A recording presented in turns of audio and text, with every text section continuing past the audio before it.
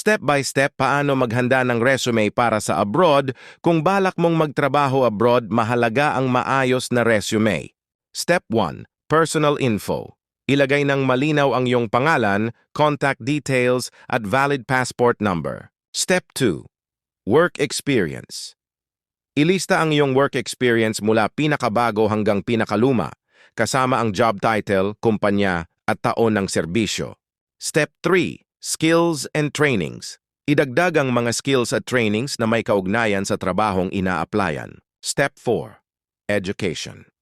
Isama ang iyong educational background at kung ano lang ang natapos, yun lang ang iilagay kung high school or college. Step 5. Keep it professional. Panatilihing maikli, malinaw, at professional ang iyong resume. Tip. Resume ang unang tinitingnan ng employer.